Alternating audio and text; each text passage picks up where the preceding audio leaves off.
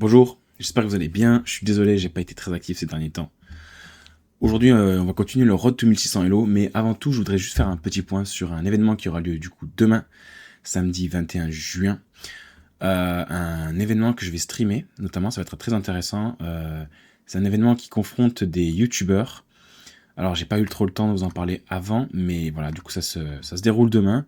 Si vous voulez passer et me dire bonjour, me souhaiter bon courage cet événement, n'hésitez pas. Et puis voilà, donc c'est un affrontement de plusieurs youtubeurs neufs au total. Donc ça va être la première édition. Euh, Ça a l'air très sympa. Merci à Pascal pour avoir créé cet événement et on va voir ce que ça donne demain. Donc voilà. N'hésitez pas à passer sur le live demain que je streamerai aux alentours de 18h, 18h30. Bref, revenons-en à la partie d'aujourd'hui pour le Road to 1600 Elo. Donc j'affronte un joueur aux alentours de 1550 Elo. Et à la fin de cette partie, voici mon Elo, donc 1579. Mon adversaire commence par E4, je réponds par E5. Cavalier F3, cavalier C6. Et D4, l'écossaise. Un pion. Alors, il propose un échange entre un pion du centre contre un pion du centre, j'accepte. Il reprend avec son cavalier. Je développe mon fou.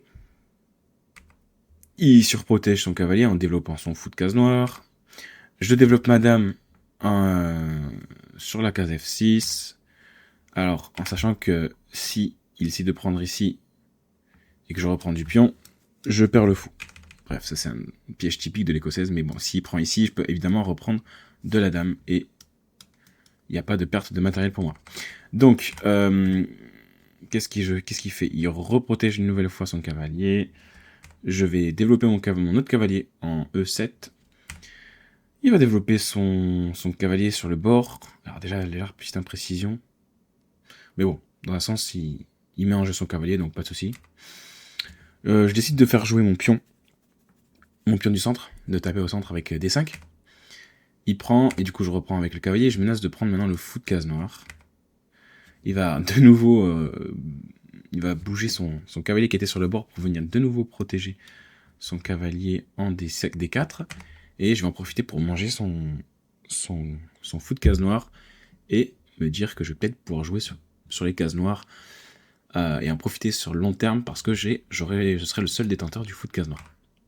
Il reprend, vous voyez déjà en plus que ça lui fait un pion au centre isolé que je pourrais attaquer aussi à long terme. J'essaie de roquer, donc je mets mon roi à l'abri et je développe ma tour qui sera prête à jouer. Il me reste plus que mon fou de case blanche à faire rentrer dans le bal et mes 2 tours. Il décide de mettre sa dame en E2, donc il se place un peu dans un vis-à-vis, mais il protège son pion, et son objectif sûrement c'est de faire grand roc. Donc j'hésite pas, d'ailleurs je sais pas pourquoi j'ai pas joué le coup de fou, mais c'est pas grave, j'ai vu qu'il y avait un alignement et je me suis mis dedans, c'était très bien je pense. Il rock, je développe la dernière pièce de mon jeu, enfin en tant que pièce mineure, donc mon fou de case blanche, et je tape déjà directement sur le pion en A2. Il va prendre mon cavalier, ça va ouvrir les lignes face à son roi, ce qui n'est pas bon du tout. Je vais ouvrir, forcément. Il va replacer son roi, ce qui est un bon coup, je pense. Mais il va quand même se mettre... Du coup, ça, je vais en profiter de nouveau pour développer la dernière pièce de mon jeu et aller attaquer ce roi avec une colonne semi-ouverte face à lui. Donc une belle tour qui vient créer des problèmes. Donc là, il redéveloppe son cavalier d'une certaine manière. Vous voyez qu'il a ses tours qui ne jouent pas, il a son fou qui ne joue pas encore. Et il décide quand même de jouer un coup de cavalier. J'aurais pu manger. Je ne sais pas pourquoi j'ai pas fait, mais je me suis dit que je voyais pas forcément de gain direct. Donc j'ai décidé de protéger le pion qu'il attaquait, en fait. Voilà, j'ai décidé de protéger ça, tranquillement. Il bouge sa dame, comme ça il sort de l'alignement. Et là il tape pas grand chose, donc tout va bien. Surtout, et aussi, il laisse un pion en prise. Donc je vais le prendre. Il va développer son fou, menacer pour l'instant rien du tout parce que la dame n'est même pas connectée pour taper sur la case H7, donc ça va aller. Je vais changer. Je sens que j'ai un avantage, donc un pion de plus et une meilleure structure et des plus forts moyens de pression pour attaquer.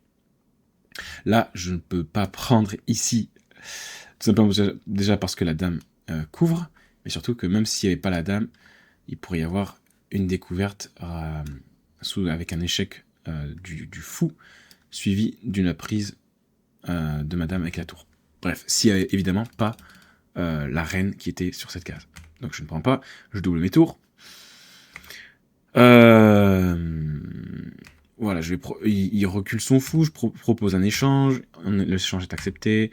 J'attaque la dame, mais aussi j'attaque le pion, donc il va venir se recaser.